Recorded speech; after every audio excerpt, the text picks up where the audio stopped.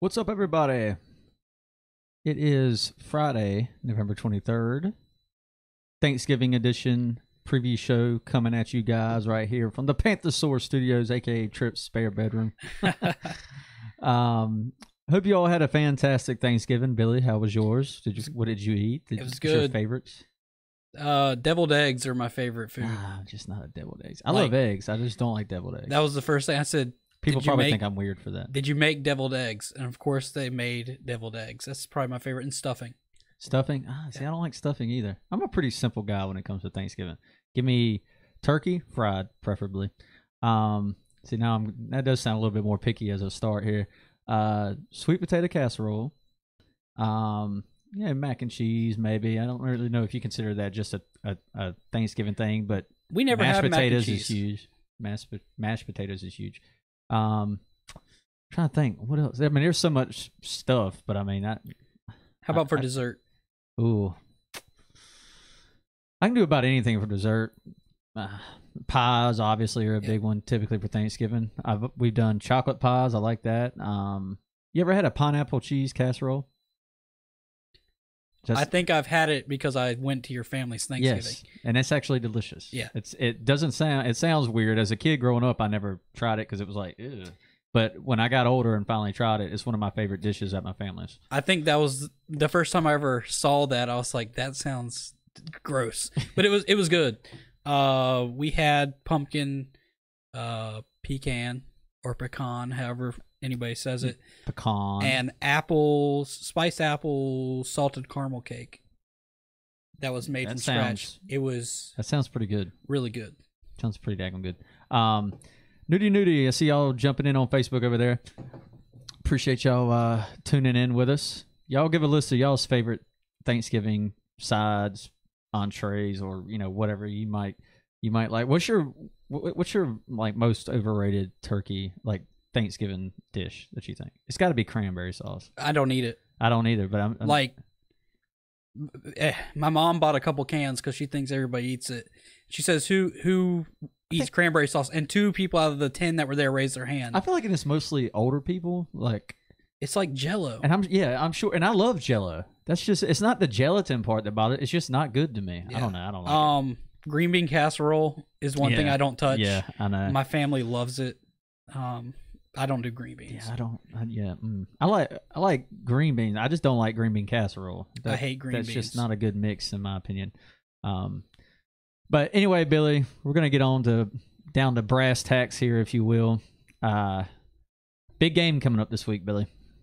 Big one. The Panthers are back at home finally after an ugly 2-game skid where it seems the sky is falling all of a sudden after it looked like our ceiling was through the roof after beating a couple teams in a row there at home. Then got whooped up on at the Steelers. Lost a bad one to the Lions last week that should not have happened, but close nonetheless, in part due to a couple missed kicks from Graham Gano, and then just some lack of execution, missed opportunities, if you will, Billy. And I've never felt worse. I don't think I'll ever feel worse about a 1-point loss again. Like that. It was to know the team's potential, and to know we lost by 1. I don't think if we were to lose by 1 again, I don't think I would feel like I felt this past week. Yeah, well, no, I mean, and against the Seahawks, it's always a tough game. But the Lions game, we should not have lost. Then they come back on Thanksgiving at home, lose to the Bears, which the Bears are an underrated team right now, in my opinion. They got a great defense playing right now, and they've got weapons on offense.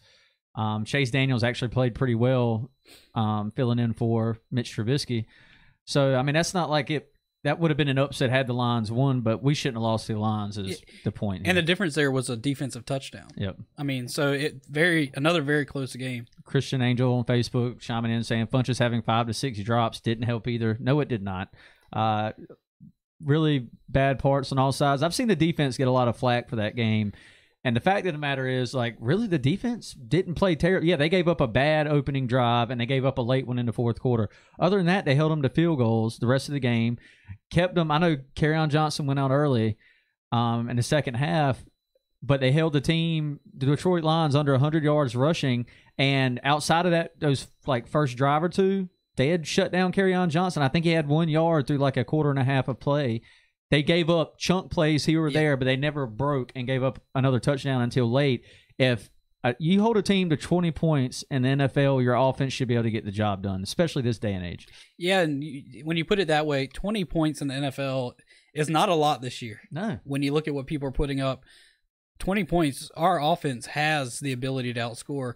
And when you take those 5 or 6 drops away, drive killers. Yep. Baltimore Ravens, Billy, lead the NFL in points per game allowed with 18.1 per game average. The Seahawks coming in, actually, mind you, are ranked 8th with 21.6, so that's just something we're going to talk about as well. You hold a team to 20 points, you should be able to win. And like we said, we should have had 24 points on the board anyway. Yeah. Gano missed field goals. Then we kind of gave up on him and went for 2 for the win, which I don't really understand. You know, I saw LaDainian Tomlinson, Shannon Sharp, and Prime going at it on one of the late primetime shows, NFL shows, after the game, and they were talking. Prime, Deion Sanders, obviously, y'all don't know who that is. Prime was talking about how it gave the Panthers defense, it showed that Ron Rivera had no faith in them. But that couldn't be further from the case, because either way, you still have to hold them from making a field goal. If anything, it's like, I actually trust my defense to make the stop and give us the win, a 1-point victory, 21-20. What it doesn't show is faith in your kicker, potentially. He says that's not the case. He just wanted to go for the win on the road. You kick the field goal, you chance overtime. Maybe they don't. I don't know.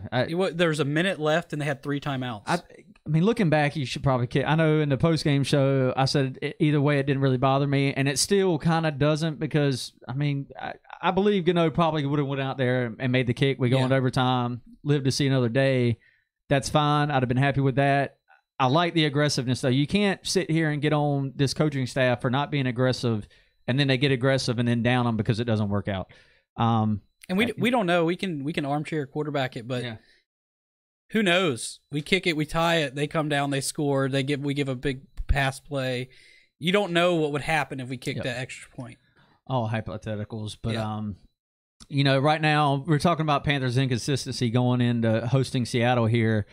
Panthers right now are 6-4, Billy, sitting at the 5th seed in the wild card spot right now, dangling, just hanging on by a thread, mind you. And Carolina versus teams with a 500 record or better this year, they're 3-2. If you can do a little bit of math, they're also 3-2 against teams that have a below 500 record. That's just inconsistent. They're 1-4 on the road, and that's the biggest thing. That's what stands out. They're on a 10-game active winning streak coming into this 10-game home winning streak coming in to play Seattle this week. It's tied for the longest active streak with the New England Patriots for home winning streaks right now in the NFL, and they're looking to get that to 11 and really kind of cement their spot for at least another week in the wild card and playoff discussion. The Redskins, Alex Smith's done for the year. They're falling off. The Cowboys jumped up to the 4th spot only because they've played their game already this week right now. But if Carolina can beat Seattle, they own a tiebreaker against them and the Cowboys. And the Cowboys right now obviously heating up since they got Amari Cooper. Their defense is still pretty good. I mean, they're one of those top teams in scoring and points allowed per game. So this is a huge game. Like this is almost a playoff caliber game going into it. You know, if they lose, obviously they're not completely out. They still have a chance to get a wild card, Billy. But right now, this is almost like this feels like a do or die game for Carolina, just confidence wise, if nothing else, especially at home. It is, and this is a game. If we win, we're in charge. Yep. If we lose, we're sitting here after the game saying, "Oh, we need this team to lose." That is not what we want. Yep. And that's what we've wanted for the past couple weeks, and we've gotten it in our division with Atlanta losing and Tampa Bay losing. But now it's getting to the end of the season, and we're looking at the whole NFC. We don't want to have other teams have to lose. And the Panthers this year have done a really bad job in the last 2 weeks of, you know, driving their way to the playoffs. Yep. And we're sitting there, okay, we need this team to lose. This is the game that if we lose it, I see us sitting on the outside. Yeah, I mean, we are going to be sitting on the outside. Yeah, I mean, but I mean, at the end, if we don't win this game, sitting at the end of the season, yeah, with what we have left, right, and some of the other divisional matchups with Green Bay and stuff like that, we're sitting on the outside, and we're waiting until 2019. Yeah, I mean, it's very possible. You know, and you kind of said it best, sitting around hoping for other teams to do it. The Panthers, like, they have really, you know, you throughout the whole season, you control your own destiny pretty much. But right now, they really do. Like, yeah, there's no hoping for other teams to win. The Falcons are out of it at this point. The Bucs are out of it at this point. The Saints, you might as well just go ahead and crown them division winners. I mean, there's still a slim chance they can lose some games, get on a bad track, and we win both of theirs. I mean, you know, win both of our head-to-heads against them at the end of the year and win the division. That's fine. But right now, I'm a firm believer in just making the playoffs is the main goal. No matter how you get there, just get in, because after that, anything can happen. And that's all Carolina needs to be focused on, is winning these games, because their next 3 are crucial. You know, we entered this 4-game stretch talking about Carolina should really come away 4-0 here. And now it's like, I don't know if they can or not. You get behind the 8 ball, losing to the Lions in the first game of that 4-game stretch. Now you got Seattle, and this game's never easy for Carolina. No. We know we've seen this Cam versus Russell mix over the last few years, and it's always been close with the exception of 2016, which coming off the Super Bowl year, you know, we had a lot of injuries, including Cam. It wasn't a good matchup. It was in Seattle, and we got our butts whooped. But typically it comes down to a turnover or the last drive of the game for somebody in the closing minute. And Seattle owns that right now, I think. Billy, don't they? Didn't you have the stat on that? Were they 2-5? Yeah, they're 2-5. They're 2-5 in the Cam Newton era. Yep. And like we said, they've been close games with scores under outside 20. Outside 2016. Yep. And then the one time we played them in the playoffs, we blew them out. Right, in that 2015 season. And yes, so it is it's a very close matchup. I think we win 30% of the time through the history. Yep. But we've got to win this one, and we've got to hold on to the ball, and the defense has got to show up. Yep. And a couple injury updates going into this game. A few guys not practicing this week. There's only really one concern out of them that we've really seen. Devin Funchess, Shaq Thompson, Bradbury, Adams, Addison, and Ryan Khalil all not practicing. But the only one that's really of concern at this point who's not looking is now listed officially as doubtful and is likely not to play is wide receiver Devin Funchess. A lot of people upset with him last week, as we were, but definitely not the sole reason we didn't win that game. But he's not looking like he's going to play, Billy, which will, Torrey Smith has been back practicing after missing 4 games. So will they swap? Will they both be out? This is kind of similar going into the end of the season like we were last year at wide receiver injuries, but only this time, we're much better off at wide receiver. And some people are going to want to see DJ Moore at the 1, Samuel at the 2, which we're going to hit on right here in a second, and Jarius Wright at the 3. But, speaking of Curtis Samuel, I mean, it's the hottest topic in Carolina Panthers fandom right now. It is the talk. When is he going to get more opportunities? And I've done a lot of soul searching in that this week on social media, and some of the people that break down film, and reading some of the things on Twitter that Samuel gets good touches, he does well. Yep. And we want to see Funchess off the field, but we need. I think that's asking a little much. DJ Moore he can catch the ball. He doesn't run good routes. Samuel catches the ball, but Funchess outside of this week, has been there. And we need somebody big. I mean, he's been inconsistent. He has multiple games this season here or there where he's had a couple of bad drops, and we've hit on him for it. And that's the thing. He doesn't typically have these back-to-back terrible games, but he has been inconsistent. And I'm on the fence about that too. But I'd be lying if I didn't say at this point I'm interested to see what a lot of speed on the field could introduce. I don't know what's going to happen, but I do know this. It seems the only evident way for Curtis Samuel to get on the field a little bit more and see what he's got is for one of these guys to sit out. If Torrey Smith swaps out, I don't know that we're going to see a big flux anyway, and I don't, then I would rather have Devin Funchess on the field. I believe, who knows what's going to happen with the way Norv schemes if Funchess doesn't play. this game. But that's another thing. Norv Turner said there's no question right now with what's going on with Curtis Samuel. His role is expanding, not increasing. Yeah. It's expanding since his injury. Look, this injury is far beyond gone at this point. I don't want to use this as an excuse. I think Samuel has shown, I'm not out there on the football field drawing up these plays or anything or having to play them, and these receivers have kind of echoed Norv here, but I think Samuel's proven he can play any of those receiver spots, outside of maybe the X, the number one receiver role. But he's a versatile weapon. He's shown what he can do creating routes and creating separation on routes. I mean, he's just a weapon, and I feel like he's got to be in. He hasn't played more than 20 snaps in a game yet this season, and I feel like this is the only way he gets involved more. And who knows? He might go out there and play 35 snaps and not do well with them. I don't know. And that's what that's Rivera's argument is. We can put it on the field doesn't mean he's going to get the ball every time. But he has to have the opportunities by getting on the field for snaps. If you don't catch get the from snaps, the sideline, I mean, you can, but it's not going to do anything. Yeah, but what worries me is that Funchess doesn't play, and then Torrey Smith comes in and just takes all the snaps, and we're back to begging for it. Now, I would rather see all the speed on the field, and I'll eat my crow if it doesn't work. Yeah, absolutely. I will eat my crow if it doesn't work. That's my biggest point going into this game is I kind of hit on it last week's preview show. Week to week in NFL, a week these days is a long time to sit here and talk and dissect every little thing in football. When in reality, you're probably doing too much thinking about it. But these last 2 weeks have been bad. I mean, we expected a big, charge back win against the Lions, and here we are, struggled against them. Seemed to be driving the ball fine at times, just couldn't get it in the end zone. And this is probably a game. I'm not even going to hypothetically get on that, but these last 2 weeks have felt like a month, and it's felt like a really bad month here in the Carolinas. And this is, coming in against the Seahawks, this is not a bad team. They're trending up. They're number one right now in rushing. They have had 7 consecutive games, Billy, of 150-plus rushing yards. 7 consecutive games. And we talked about it, Carolina isn't great against the run, but they're not as awful as they're made out to be at times.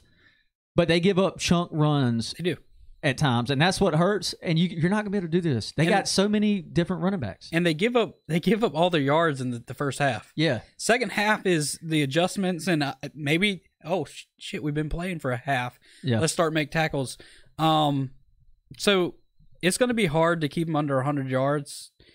If we can tighten up in the first half, I think that we could shut down Chris Carson or Mike Davis or their other 2 guys that they throw in there all the time. It's going to be I really hope we don't get gashed. And if we do, it's only in the second quarter and we don't give a lot of points. Because that's been the story of this year. Yep. Is the first half, the defense does not know how to tackle. The defense does not know how to read plays. And that's another good point. The tackling has been that's the biggest reason for these gash plays. It's not like the players aren't there all the time. It's just they get ran through arm tackles, and it's uncharacteristic of this defense. Last year they struggled at times, but it wasn't because they were just missing tackles. Yep. They were just missing assignments altogether. This year, it's a lot of times with the run game, they're there. Outside of the Falcons game, I felt like they were just getting holes open left and right, but they're there. They're just not missing. They're just not making the tackles, including Luke Kuechly. Yeah, and you can't have that again in the NFL. It's going to hurt you every time it's going to come back to bite you. Kind of going into last week, I felt like shutting down Kenny Galladay, who, by the way, had a big game on Thanksgiving, despite being the only receiver. And he's really just kind of showing himself as being a top receiver in this league, physically wise. I mean, he's just been playing a beast. I felt like all we had to do was shut him down and, not give up a bunch of yards on the ground. We ended up doing that, it seems like. Chunk plays that hurt us. And then Bradbury missing that one against Galladay in the end zone late. But and for the defense, a lot of people were calling for Eric Washington's head. And I usually don't go to defend or talk a bunch on social media. I just read it, say they're wrong, I think you're wrong, and go on. Right. This week I saw somebody asking for his head that I was friends with. I said, hey, what do you do when they can't execute? What do you do when they can't tackle? What do you do when they misread the plays? He's calling the scheme. It's right. Maybe it's just maybe not like a lot of the times, like you're saying. I think is a lot of the times on these run plays, guys have been there. They're just missing the tackles. And then you don't have a pass rush, and you ask for our secondary to guard for 8 seconds, 5 to 8 seconds. Can't have that. You can't have it. They're gonna hold, or they're gonna give up the route. And then it shows statistically in a lot of places, Carolina's pass rush is top 10 in the NFL, but it doesn't feel like it. Yeah. I mean, I don't know. It's a weird year defensively for Carolina. It's 2 different defensive coordinators, and 2 years in a row, you're kind of having the same results. At some point, you got to look at the players, and maybe Eric Washington just needs his first year under his belt, if that is the case. Yeah. But I feel like a lot of times these guys are there, and they're missing badly on tackles at points, and that costs them early in games. And like we said, this defense makes some of the best adjustments I've seen. It seems like every week they give up a touchdown, and then they stop teams until late in the game. And that's where I kind of go to bat for Washington is that, yes, first quarter is bad, but if you look at it, it's a lot of missed tackles, a lot of misreads, or something big over the top. Yep. And then second half, here it goes, not happening, shutting it down, tackling in the backfield, getting a sack. So I think it's just execution a lot on this defense. And our Pro Bowl linebacker Luke Kuechly is not the Luke of years past. Yep. And maybe it's the age, maybe it's the cue caller, maybe it's the concussions. I don't know. Yeah. But he's definitely taken a step back this year. And that could be part of scheme. Maybe he's not fitting into what Eric Washington did, same as Sean McDermott throughout Luke's first years in the league. Maybe he's having to make some adjustments there as well. He's still playing one of the best linebackers in the league, but he's definitely missed some tackles. He's overcorrected. I think at times he's just trying to do too much in the game. Yep. Gets frustrated because Luke he's intense on that football field. You can see him over a 3-yard play. He's getting up yelling at somebody. What the hell were you doing? Yeah.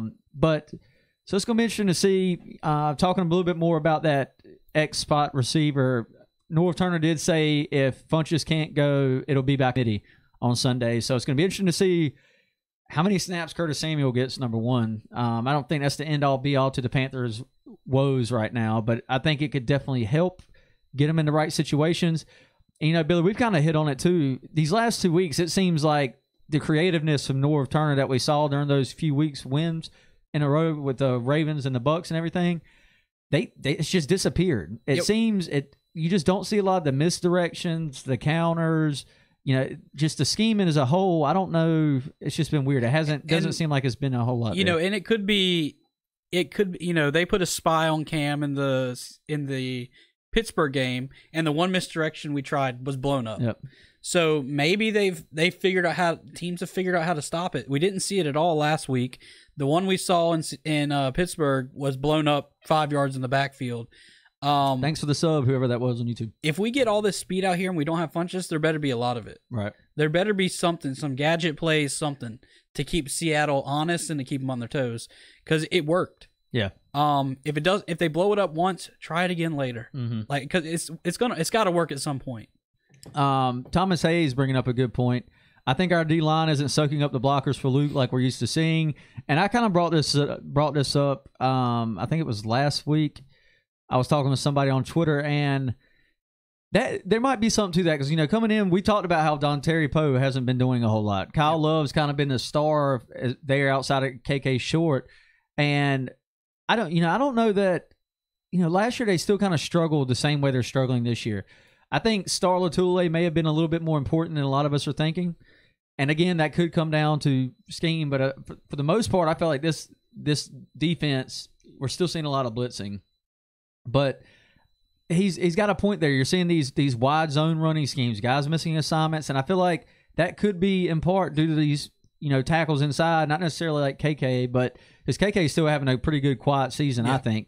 But you got like Dontari Poe and Vernon Butler, who a lot of people on the fence with, he's just been inconsistent since the number 1 pick. That's something to look at too, because Dontari Poe just has not been what we hoped he would be, and we should have seen it. Because when he was signed and we talked about it, I kind of brought up how he didn't do anything for Atlanta when he went there and left the Chiefs, and that he seems to just be falling off in the NFL as one of those elite defensive tackles. Timothy Isaac, Cam needs to run more, keep the defense thinking. I'm glad you brought this up because this is something else I wanted to hit on. Cam has ran the ball 4 times over the last 2 weeks. I don't know what the hell is up with that. Look, Cam can pass the ball. I've never said he couldn't, but what makes Cam hard to game plan for is the running ability. Yeah. Carolina has fallen out of the top 5 in rushing yards per game in NFL offensively. And a large part of that is last week Cam had a wide open run to the left. All he had to do was scramble. Felt like he could have had an easy touchdown. He didn't take it, and it was kind of weird. I know staying there, find the open guy, that's fine. But when Cam sees a hole, I don't mind if he takes it if he can pick up yards. And then I felt like a couple of his read options he was off on last week as well. These are all things that are going to play a big factor against Seattle's defense. This isn't the same Seattle defense of old. I mean, yeah, they still have Bobby Wagner. They don't have Michael Bennett, though. The Legion of Boom has been broken up. Yep. So these guys can be exposed. They're not like this great defense. It's still Seattle, though. It's not going to be an easy game, I feel like. But I feel like those are going to be some of the keys. Nudie on Facebook. Butler is one of the biggest busts we've ever drafted. Thanks, Gettleman. I mean, yeah, that sucks. But I feel like getting Cam running again offensively and getting back to some creative mismatching is going to be the big key, because this Seattle offense worries me. Russell Wilson is a Houdini. I mean, he's just slippery, man, and he's good. You can't knock Russell Wilson for what he does. We've seen it time and time again where he creates plays on the run against the Panthers, especially in Charlotte. That touchdown to Luke Wilson a couple years ago where he scored late in the game. I think it was like 48 seconds left. Yep. I mean, that's Russell Wilson to a T. Yeah, and the read option for them. And the read option for them. And, Cam moving out of the pocket and Greg has been his outlet. Greg hasn't been there. Last week, you have him, running out of the pocket, pointing, DJ Moore, go. And that's something he's going to have to learn, but you got to know that. Yeah, but he's a rookie, and it shows. Sometimes it shows in those situations. He didn't even pick up the block. Yep. He just stood there and watched him run. But Cam has been accurate because it's been small passes. Last week, watching that 2-point conversion and him standing in the pocket, his fundamentals were off on his step. That was why it really sailed high when you look at it. Yeah, but the defensive tackle was right there in the throwing lane. Like everybody, I've been playing Madden against guys online across the country, whatnot, and they're like, "Man, I thought y'all had that. Cam just sailed the pass high," and I was like, "Look, you really should watch this replay if y'all haven't, and you just watch the one play live. The defensive tackle there jumps up right in Cam's throwing. There's nowhere else Cam can throw this. If he throws it behind right, it's an interception. So right where he has to throw it, Cam has to put it high because the guy's jumping up to swat the ball, and he just puts it somewhere where he hopes Wright can get up and make a play. It was too high. It sucks. Yes, I would still rather see a Cam run from 1.5 yards, 2 yards out. I believe it's 2 yards for a 2-point conversion. But, again, we're going to have to get more creative with this offense because it has definitely gone back to a vanilla style, it feels like. And Cam's still done okay. I think he has a pick, 2 games with a pick in a row. The one against the Lions was late in the half, kind of taking a shot. That's whatever. The one against the Steelers was just tough. That was ugly. But things have been there. The offensive rhythm just needs to stay going. Yep. I feel like they start driving, and then it's something stupid that takes them out. We're our own worst enemy. And when you're doing it this much and you're this inconsistent, it's kind of your own fault, and it kind of says who you are as a team. It's gut check time for the Carolina Panthers up here against Seattle for the rest of this season before we get into division play. Because this Browns game that's coming up in a couple weeks isn't going to be easy either. No. We still got Tampa Bay next week at Tampa, another road game. This is a big one confidence-wise for Carolina again. It is, and it's funny you talk about Madden because I popped in your game today, and I was like, oh, man, this is realistic. You drove down, scored right away, huge play, they score again. I was like, man, this is just like a real road game. Yep. And that's where I don't know what it is. We drive the ball down in the first drive. They shove it down our throat and score real quick, and then we take the playbook and throw it away. Yep. And we don't, whatever was working, we don't go back to it. And we've got to start fast and get that consistency going again that we had at the beginning of the year. Yeah. They got to figure something out because whatever we've been doing, it's like Mindy said up here on Facebook Live earlier, it hasn't been working. Try something. We got to get more creative. I was actually reading Ed Dixon said in an article this week, former tight end for the Carolina Panthers, now with Seattle, said that, when it came to the Panthers preparing for Seattle, they were implementing things weeks ahead of time for that game because they knew it was always a tough game for them. This is pretty much a rival in the Rivera Newton era. I think they played 7 times. They played 7 times. 7 times total. Yeah. Yep. That's crazy when you're not in the same division. That's just pretty wild. So it's really become a big rivalry. But anyway, Ed Dixon was saying that they implemented things weeks out, and I'm sitting here wondering, is that what the hell's happened the last 2 weeks? Has Carolina just been looking at Seattle like, we can't prepare on a day and a half at Pittsburgh. We're going to beat the Lions. We just need to prep for the Seahawks. Yeah. And if that's the case, damn it, you better win this game. That's all I got to say. But it's also interesting, too, that was brought up this week, Billy, was how the Panthers last week didn't get into practices because of rain. And some believe that that's had some effect. And actually, the Riot Report, I believe Josh Klein put out a stat. You want to talk about crazy stats? This is one, but it is interesting. The Panthers are 0-2 when they don't practice in the rain before a game. And I don't know that they need to practice in the rain. I'm not saying that, but I'm saying it's interesting. A lot of talk with David Tepper coming in was we need an indoor practice facilities so we're not missing these opportunities to prep. And that's crazy. We're in year 23. Yeah. And we don't have an indoor practice facility. Well, it's coming. You can believe that. It's going to come, but that we've been in the league for almost 25 years, and we don't have a facility to practice inside, but we have JUCO colleges and Division II and Division III, and everybody gets to practice inside. And yeah. It is definitely a competitive disadvantage. And if we're 0-2 when we don't practice when it rains, it's showing. When we get it, we're gonna have to keep up with that stat ourselves. And then they probably can't go way back, but I would like to see what our record is when we don't practice in the rain through history. Yeah, I don't know. That would be interesting to see. I don't know how much effect it really has. You still shouldn't lose to the Lions. I mean, in my opinion, that shouldn't affect you winning the game against the Lions, and it wouldn't have. Again, missing field goals is not the only reason, but it's a big part when you leave 4 points on the field. Nudie on Facebook Live, feed McCaffrey, DJ Moore, and Samuels till they throw up and let Cam run the ball. If Cam ain't having fun, we won't let him run. I actually have a prediction for this game. I think Cam gets his first reception since 2011 in this game. Crazy, I know. But if Norv's going to get creative, why not go bold prediction on it? Who throws it? Huh? Who throws it? Oh, that's a good question. Curtis Samuel. I don't know, man. We'll see. 6 Inc. YouTube Live, Saints fan. No matter what happens outside, you still practice. Only reason not to is if there's lightning. I don't necessarily agree with that. On our practice fields, no. It's an injury issue, and then with how cold it's been in the rain, you're talking about getting sick before a game. Yeah, especially when you're going to play in a dome. It's not like you're practicing for bad weather. Yeah. I don't. I wasn't there, so I don't know how bad the rain was in Charlotte, but there have been thunderstorms popping up left and right out there. I do know one of the reasons they didn't practice a couple weeks ago was because of that reason. So I don't know. I'm not blaming rain at practice for why we've been playing the way we have. We just got to change things. Like I said, it's gut check time for the Panthers. And right now, though, Billy, I'm going to let you hit this fantasy football over-under for this week. This is going to be tough because we're doing this before our prediction segment. And, all right, hit it. Cam is 22.09. This week, I am going to take the under.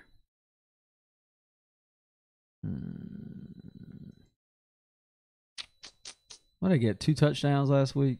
I'll take the over. Only because they're on. CMC, 23.68. Taking the under. Taking the under also. This is PPR format, by the way, people. PPR, full point PPR. Yeah, 1 point per reception. Funchess, 10.45. Well, he's not going to be playing. Probably, and now he's not playing. I doubt he plays. So we'll go to Olsen at 11.29. I'm going to say I'm going to take the over because he has good games against Seattle historically. Russell Wilson, 19.03, and I'm taking the over. Yeah, I got to take the over. I can't until the defense changes. I can't show him too much faith. Carson 13.56. I'm taking the over. Yeah, I got to do that too. And Doug Baldwin 12.92, and that is a big over. This is another matchup right here that worries me because I'm assuming James Bradbury is going to be on him. Well, I don't know. That other guy Moore they got might get Bradbury's attention too. But if Baldwin is on Bradbury, this is the classic type of receiver that gives James Bradbury fits. He's not big and physical. He's just athletic and agile, and he's just Doug Baldwin's a smart player. He's a good football player. Runs good routes. He knows how to get open. He's got a great chemistry with Russell Wilson. So that could be a matchup nightmare. And then don't forget Van Nett over there. You know, the Panthers struggle against tight ends. Van Nett has been doing pretty well now in that Seahawks offense. I think he actually had a touchdown last week, if I'm not mistaken. So, oh man, I'm worried. I'm worried. If you look at my fantasy outlook, you're gonna know who I picked to win this game. Oh yeah, well, same here. Bounce back player of the week. Who are you picking for that, Billy? Well, I had Funchess down, but he's probably not going to play. Right. And I'm putting Bradbury in the pass rush. And if the pass rush bounces back, so does Bradbury. If it doesn't get there, Bradbury is burnt toast. You know, it's kind of funny. We've got this part of the show is always bounce back player, and here the last couple of weeks it's been bounce back. You know, like parts of the team, like whole sections of this team and whatnot, positions and whatnot. Because you can't fault the offense outside of Funchess. Last week I fault the offense. Outside of Funchess last week, you can fault him. But the defense has the running game wasn't there last week. But the defense has played fine. Yeah, that's what I'm saying. So that's why I would blame the offense. Yeah, but and Funchess was mine. If Funchess doesn't play, I don't think any of the other wide receivers have to have a bounce back. Yeah, Cam makes one more completion. Gano is mine. Yeah, and Grant Gano is my bounce back player. But the offensive rhythm and play calling and game plan as a whole, really to me, I feel like needs to get more creative again. I don't know if Norv is. I don't know what goes on in offense coordinator's mind. I've never been there. I never have. But at times it seems like we take weeks off, and I don't know. I know he's obviously still trying to play to win, but I feel like I don't know. We always hope that they're holding stuff back. This is no time for holding stuff back anymore. We're 10 games in. There's no reason we should stop holding stuff back. Going into Pittsburgh is one thing. Yeah. Like, you still need to play to win that game. That's a big game, but you're getting whooped. Okay, you scrap a bunch of stuff. You have to. And a lot of times that's the case when you get down big against teams. You have to scrap your game plan because if you're down 17 points, you can't run the football and be creative the way you wanted to. But last week, that wasn't the case. That's why I'm a little bit concerned about it. But the game plan as a whole offensively has to get better. I'd like to see the defense stay on the path it was last week. If they can do what they did last week, this offense should win us this game, especially at home. And damn it, if you're at this game, you better be getting up and getting loud. This defense needs you. This team needs you. Show some damn support and stand up, cheer when the defense is on the field. And the 12th man travels well. Yes, they travel well. I've seen that. So. Get up, make some noise. NFC South standings right now. Saints obviously 10-1 after another big win over the Falcons last night. Panthers sitting in second at 6-4, holding down a wild card spot for now. Like I said earlier, they're hanging by a thread there. Falcons 4-7, Bucks 3-6. Kind of they're out of it. The Falcons season was on the line last night. I think they're done. But at this point, like we said earlier, I think the Saints pretty much got this thing wrapped up. Unless they go on a bad spell, and I'm hoping so. Carolina could still win, both their head-to-heads. That's a possibility. I don't think there's a great chance of that, mainly to win in the Dome. But it's prediction time, Billy. And this week's tough. We're 7-3. This last month really has just killed. We've been back and forth. We've each gained a win. We've each gained a loss. So what are you thinking? Panthers, Seattle, and Charlotte. Always a tough one typically. What do you think? Both teams look a little bit different than the last time they played each other. We talked about, and I just brought up the line and spread and everything. And we talked about Antoine Pearson said Christian McCaffrey throws that touchdown. I like that better. Go ahead. We talked about the computer that's been correct a lot this year. Mm-hmm. And I had not looked at the spread and anything. My prediction this week is 27-21 Seahawks. Mm-hmm. 5 times they ran that this week with the computer, 26.5 to 22.5 Panthers each time. Oh. So I'm going against this computer this week. What's the computer's record now, though? I don't know what this. It's good. It's like 80% right, which is. I'll take it. I'll take that's strong chances. But I'm going 27-21 Seahawks. You know, and I kind of said I've been more back and forth on a prediction this week than I have in a long time. And to this very second, as I'm speaking and the words are falling out of my mouth, I still don't really know. I do know this. The Panthers have a lot of what-ifs going on right now, and that scares the hell out of me. The good news is the what-ifs could potentially be good for them because if it's improved snaps for Curtis Samuel, DJ Moore, and speed on the field, and these versatile weapons that we keep seeing, I feel like this creative scheming from Norv has to come back this week. I'm hoping. I don't know. I think it's going to be a really close one. And damn, you took the Seahawks? Yep. All right, I'm just going to go, just because you picked the Seahawks, I'm going to pick the Panthers.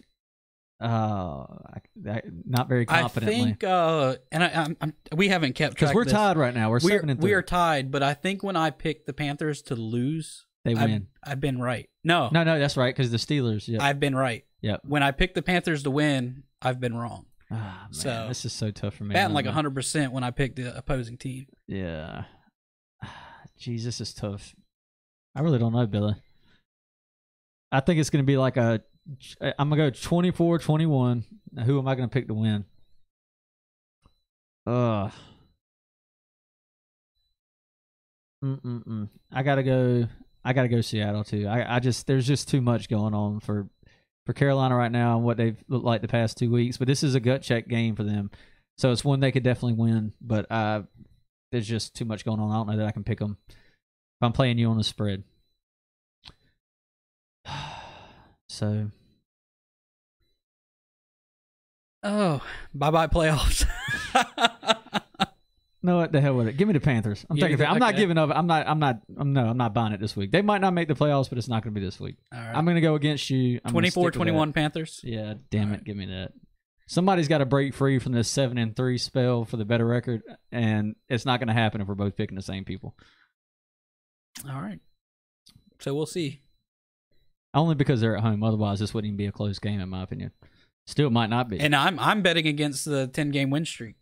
Yeah, and that's the other thing in my mind. That's a tough thing to keep going. 10 games in a row is pretty stout. But I'm taking the Panthers 24-21. Graham Gano gets his bounce back game on a late field goal to win it. Ooh, all right. Yeah. Cam gets a receiving touchdown. Everybody's happy. Anyway. You're asking for a lot. I know. That's so not going to happen. Most Earned TV, y'all are negative. Seattle sucks away, and we are great at home. And look, I just said earlier, Seattle isn't the same team of the past. I realize that, yeah. But Russell Wilson's still Russell Wilson. He's having a great season. Play action has been great for them this year. The running game, and this is a long road trip for them. I realize that. But the Panthers right now haven't given us any reason to have any hope outside of that. I just took the Panthers to win 24 by a field goal because I do think this is going to be a field goal game. And the reason I picked that is because it's at home. This is probably going to be the game that everybody thinks is close, and one of these teams comes out and just demolishes the other. Outside of the Seahawks playing bad on the road, they play well against Carolina every time. Yeah, and it's been that one play. Yep. The first game we ever went to. Turnovers will win this game. A late turnover. Yep. I mean, when we're out free about to score, and D'Angelo fumbles it on the 10-yard line with nobody in front of him. Mm-hmm. So it's always been that way in the recent history, outside of last year or 2016. What's up, Jay? And most are saying we will make the playoffs easy. Just got to keep the hope up. Rather peak late than too early. That's fine, and I'm all for peaking late. But we are running out of time to start peaking. Like it needs to start this week. They can show us a lot. Carolina's still trying to have their first back-to-back winning seasons record-wise above 500, and I still think that happens this year. As of right now, even though it's been a rough last 2 weeks, I still feel like they'll do that. Whether or not they make the playoffs again, that'll be interesting to watch back-to-back. So, like I said, I'm gonna pick the Panthers. because this isn't the same defense Seattle's had in the past. They're at home. I feel like this is going to be gut check time. Their backs are against the wall. They've got nothing to well, they do have stuff to lose at this point, but it's got to be all in this game, in my opinion. And this is a must. Because if Seattle wins, they also own the tiebreaker against us, Green Bay, and Dallas. Yeah. And I would go ahead and say if we lose this, the reason I'm saying we don't make the playoffs is because we lose 2 more times to the Saints. I don't think we beat the Saints this year. I don't think anybody beats the Saints the rest of the year. I don't know about that's if barring injuries. Yeah. So if we don't win this, we're losing 3 out of our last 6 games.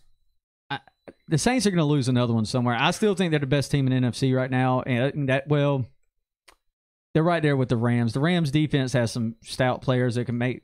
AD is the main reason I'd pick that up, but I feel like they're going to lose another. The Falcons were right there every drive, it seemed like, last night, and then they'd fumble the ball or throw a pick. So you can move the ball against New Orleans.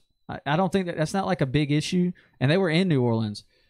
I don't know that it's going to be us by any means, but I think they could lose another one along the way. Dallas could potentially be that team. And when I look at saying that now, Dallas could potentially be that team. Their offense would have to be just on fire to keep. That's the thing. The Saints' offense is so explosive that you just have to keep up. And their defense is one of the best in the league against the rush, and that's going to come down to Ezekiel Elliott and how that all plays out. So. And they play the Steelers. The Steelers are the other team that I think could keep up with them. And that, I mean, when they played the Rams, it was just about keeping up. Yep. Jay on YouTube Live, if we're going to compete for a Super Bowl, we need to play better against great teams. The Steelers, for example, like what was that all about to be playing trash against trash teams? Yeah, I completely agree. Right now, Carolina doesn't look like a serious contender, but like I've said before, getting into the playoffs is the biggest key because anything can happen when you get into the playoffs. A team that gets a bye the first week of the playoffs could come out slow the next week. I don't personally like having a bye in the playoffs. I didn't like it in 2015 because I was worried to death we were going to come because we had to play the Seahawks next, and I was worried to death we were going to come out slow. We didn't, thankfully. But I don't like having that week off because it can slow a team's momentum and just game planning and stuff down. They get a whole extra week to prepare, but the thing is, you still don't know who you're playing that next week. So I don't know. 16, that's stretching it. I think my Saints will lose to the Steelers and maybe in Charlotte. I don't think you're going to lose to the Steelers 6 just because you're in New Orleans. And that's the main thing. I think the game in Charlotte could be a little bit closer than most people think just because it's us. It's Carolina, New Orleans, divisional.